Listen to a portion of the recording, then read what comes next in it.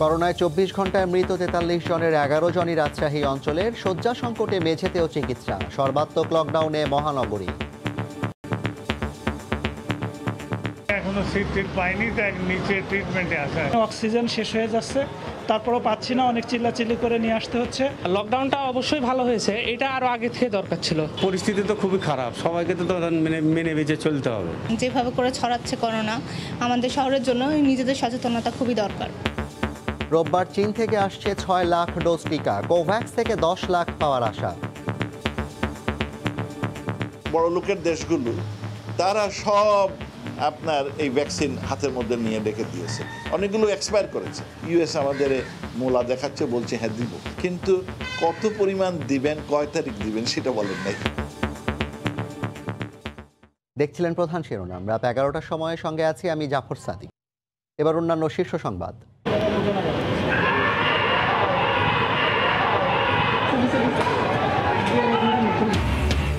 আবাহনী মোহামেডান ম্যাচে আউট না দেয়ায় লাথি মেরে স্ট্যাম্প ভাঙলেন সাকিব। সুজনের সঙ্গেও বাগবিতণ্ডা, ফেসবুকে চাইলেন ক্ষমা। বেগম জিয়ার সঙ্গে চরম অন্যায় করেছে আদালতে, মন্তব্য মির্জা ফখরুলের। তীব্র হয়ে উঠেছে বিএনপি চেয়ারপারসনের হার্ট ও কিডনি সমস্যা। এবং বসে গেছে ২৫০০ পিলার, শুরু মূল সড়কের কাজও। আগামী বছরই এলিভেটেড এক্সপ্রেসওয়ের এয়ারপোর্ট থেকে বনানী অংশ খুলে দেওয়ার আশা। যানজট কমবে পুরান ঢাকায়ও।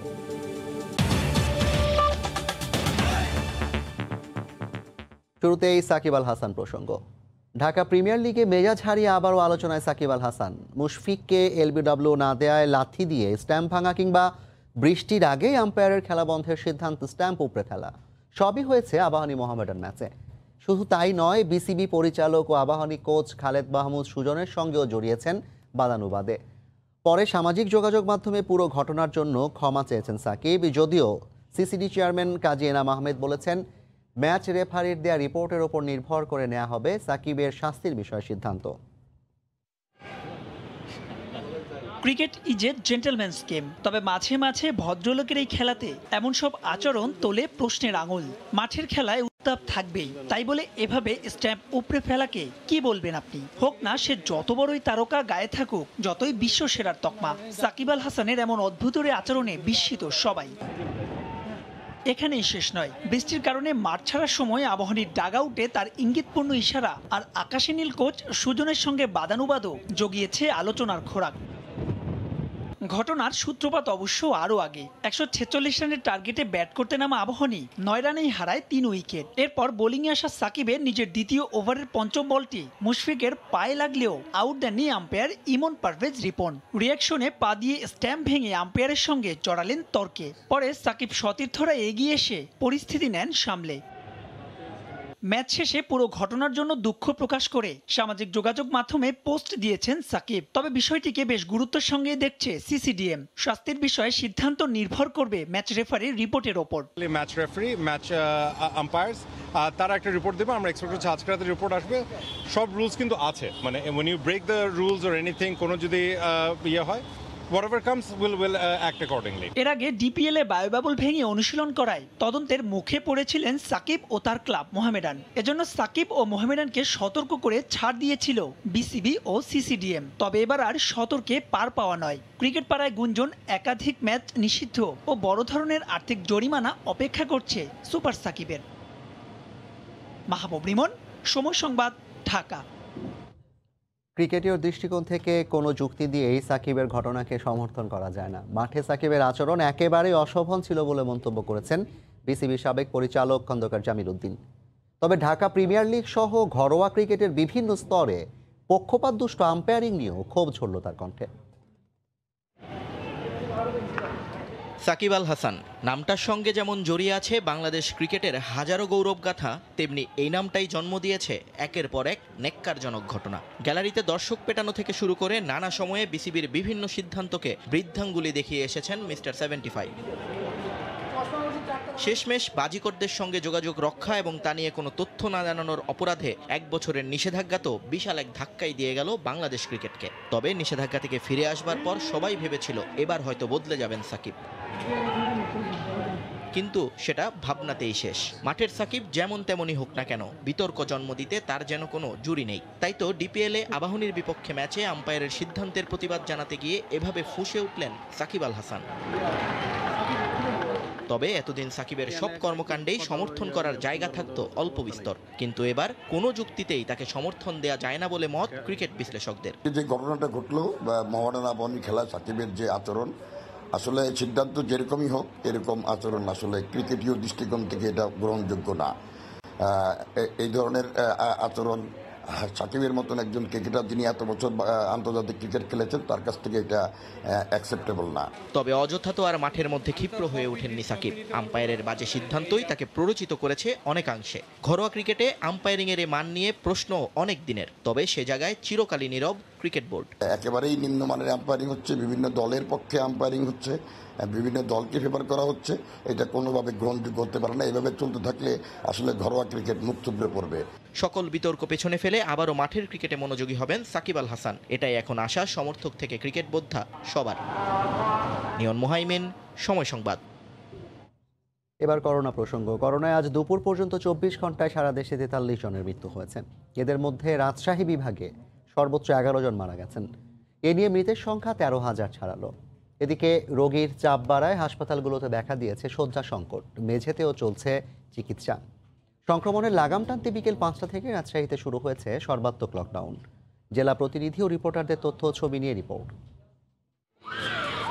রাজশাহী অঞ্চলে হু হু করে বাড়ছে করোনা সংক্রমণ। 24 ঘন্টায় সারা দেশে সর্বোচ্চ শনাক্ত ও মৃত্যু এই অঞ্চলেই। প্রায় 1600 নমুনা পরীক্ষায় রাজশাহী জেলায় আক্রান্ত 339 জন। শয্যা বাড়িয়ে 270 করার পরও রাজশাহী মেডিকেল কলেজ হাসপাতালে রোগীদের মেঝেতে রেখে চিকিৎসা দিতে হচ্ছে। পরিস্থিতি নিয়ন্ত্রণে রাজশাহী মহানগরে সর্বাত্মক লকডাউন দেয়া হয়েছে।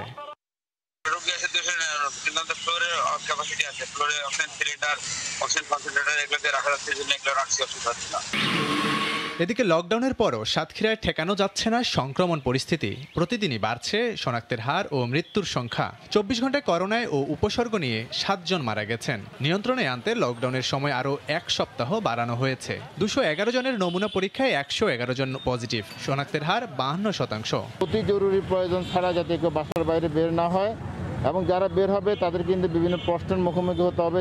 একই অবস্থা খুলনায়। গত 24 ঘন্টায় বিভাগটিতে করোনায় 7 জনের মৃত্যু হয়। আর নগরীর করোনা ডেডিকেটেড হাসপাতালে 100 শয্যার বিপরীতে রোগী ভর্তি 142 জন। শয্যা না পেয়ে হাসপাতালের মেঝেতেও চিকিৎসা নিচ্ছেন অনেক রোগী। 437 নমুনা পরীক্ষায় আক্রান্ত 156 জন।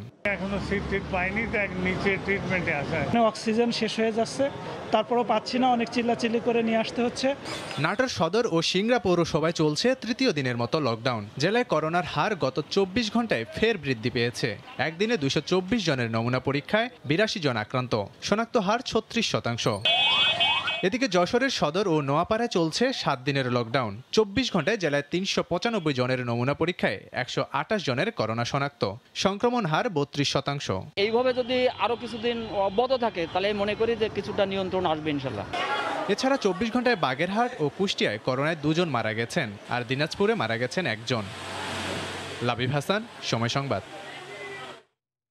কোভ্যাক্স কর্মসূচির আওতায় 10,08,000 ডোজ অ্যাস্ট্রাজেনেকার টিকা পাওয়ার আশা করছেন পররাষ্ট্রমন্ত্রী একে আব্দুল মোমেন।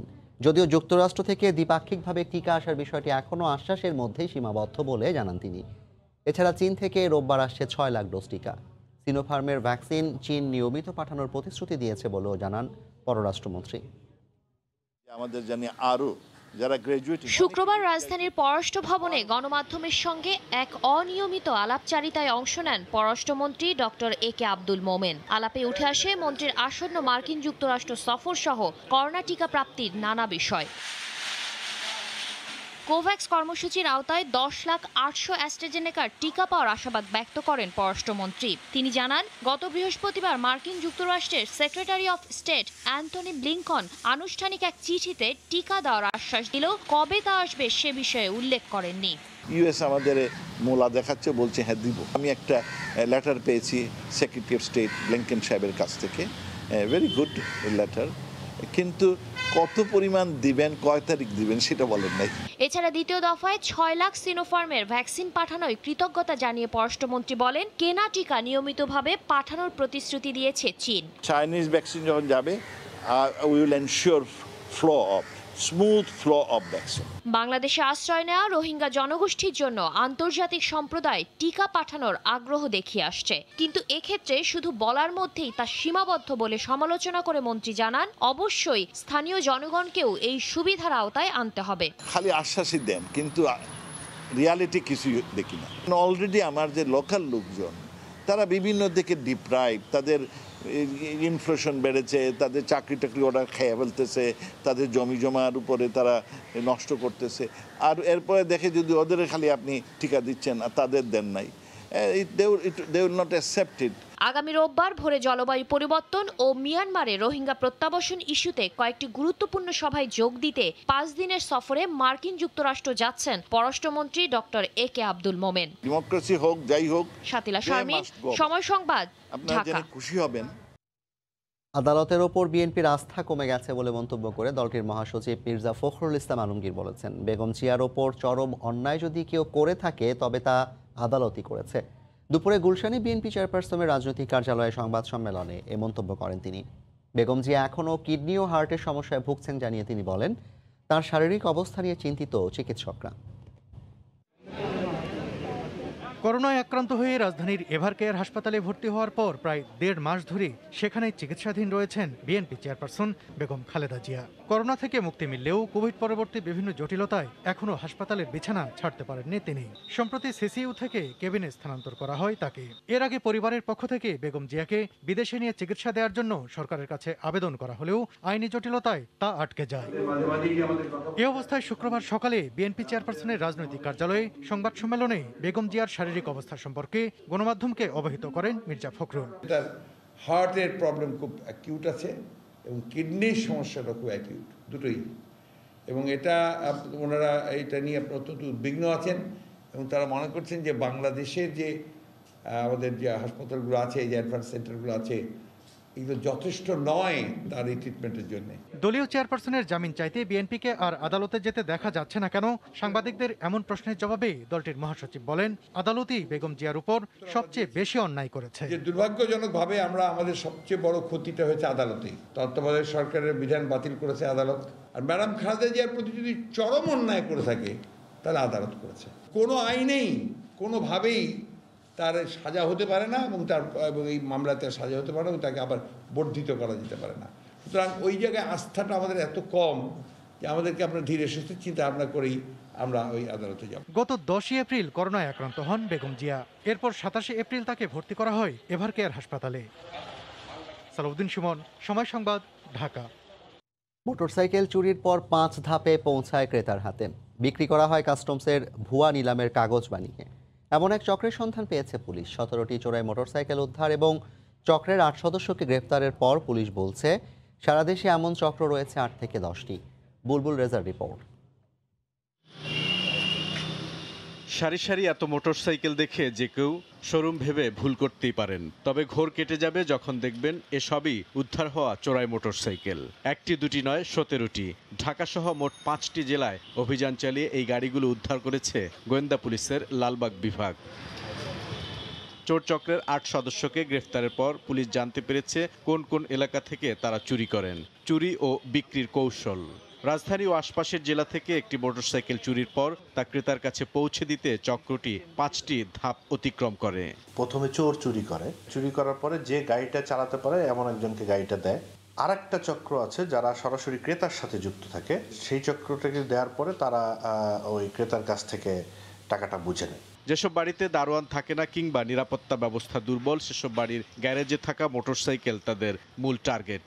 তালা ভেঙে অথবা সেলফের তার ব্যাটারির তারের সঙ্গে লাগিয়ে বাইক স্টার্ট দিয়ে পালিয়ে যায় তারা। সপ্তাহখানেক আগে এই ব্যক্তির মোটরসাইকেলটিও একই কায়দায় চুরি হয়। তার মতো ভুক্তভোগীর সংখ্যা অসংখ্য। গেটের 2টা তালা ভাঙছে, বাইকেও তালা ছিল, সেই তালা ভেঙে মোটরসাইকেল চালিয়ে তারপর ওরা বের হয়েছে। রাত্রে আমাকে ফোন দেওয়া হয়েছিল টিভি অফিস থেকে, তো আমি এসে দেখলাম যে আমার বাইক পাওয়া গেছে এখানে।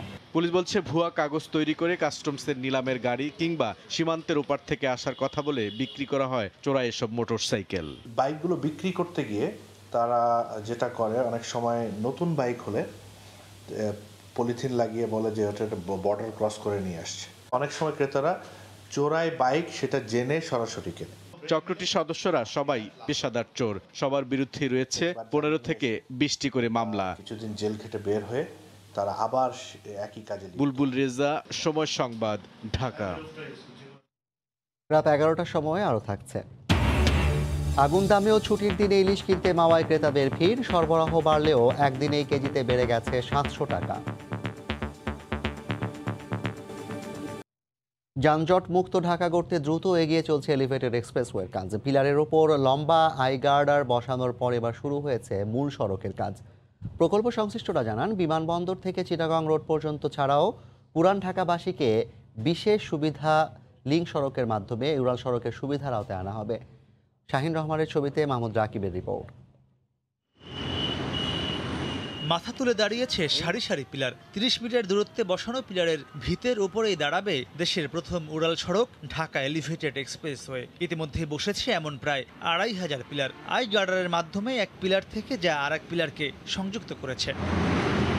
প্রকল্প সংশ্লিষ্টরা জানান, এলিভেটেড এক্সপ্রেসওয়ে করতে শেষ হয়েছে পুরো 209 একর জমি অধিগ্রহণ, যেখানে রেলের 128 ও সড়ক বিভাগের রয়েছে 27 একর। এছাড়া 2168 কোটি টাকা ক্ষতিপূরণ দিয়ে বাকি 30 একর জমি অধিগ্রহণ করা হয়েছে ব্যক্তি মালিকদের কাছ থেকে। 31টি ওঠানামার পয়েন্ট সহ 47 কিলোমিটার দীর্ঘ উড়াল সড়কটি করতে মোট ব্যয় হচ্ছে 8,940 কোটি টাকা, যার 73% বিনিয়োগ করবে ইতালিয়ান থাই ডেভেলপমেন্ট কোম্পানি এবং চায়নার সিনোহাইড্রো ও সিএসআই নামে 3টি বিদেশি প্রতিষ্ঠান। বাকি 27% টাকা দেবে বাংলাদেশ। এই 3টা কোম্পানি মিলে চায়না এক্সিম ব্যাংক থেকে $461 মিলিয়ন, আইসিবিসি ব্যাংক চায়নার, সেই ব্যাংক থেকে তারা $400 মিলিয়ন, সর্বমোট $861 মিলিয়ন লোন নেয়। ইতিমধ্যে প্রথম, দ্বিতীয় এবং তৃতীয় কিস্তির টাকা সার্ভিসে। প্রকল্প সংশ্লিষ্টরা জানান, উড়াল সড়কটি বিমানবন্দর থেকে চিটাগাং রোড পর্যন্ত হওয়ায় মূলত রাজধানীর উত্তর দক্ষিণ অঞ্চলকে সংযুক্ত করবে। তবে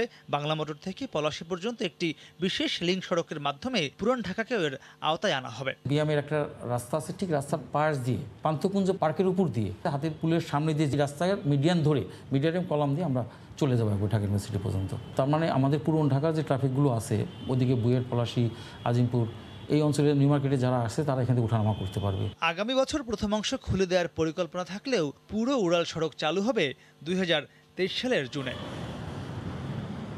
সড়ক কিংবা রেলপথ থেকে 27 ফুট উচ্চতার নির্মাণাধীন এই ঢাকা এলিভেটেড এক্সপ্রেসওয়ের বিভিন্ন জায়গায় ইতিমধ্যেই আই গার্ডারের উপর বসানো হয়েছে এমন 4 ইঞ্চি পুরুত্বের ডেক স্ল্যাব, যার উপরে আরও 6 ইঞ্চি ঢালাই দিয়ে তার উপরে আবার পুনরায় পিচ দেওয়ার পর চলাচল উপযোগী হয়ে উঠবে এই উড়াল সড়ক।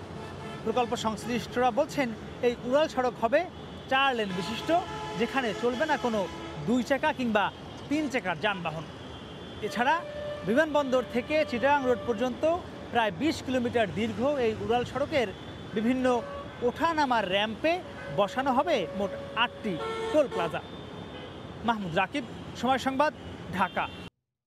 নদীতে পানি বাড়ায় মুন্সিগঞ্জের মাওয়া মৎস্য আড়তে ইলিশের সরবরাহ আরও বেড়েছে। তবে একদিনের ব্যবধানে কেজিতে বড় ইলিশের দাম বেড়ে গেছে 700 টাকার মতো।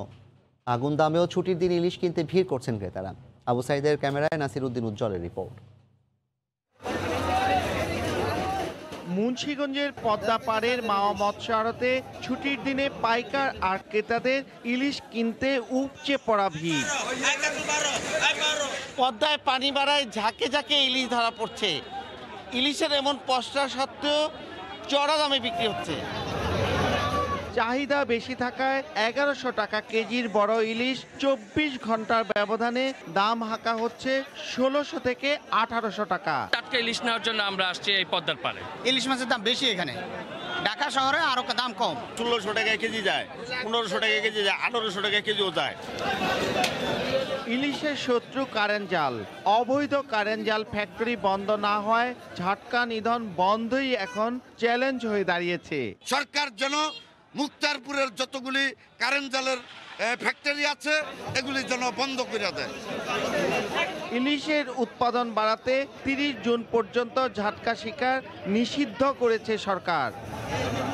নাসির উদ্দিন উজ্জ্বল, সময় সংবাদ, মুন্সিগঞ্জ।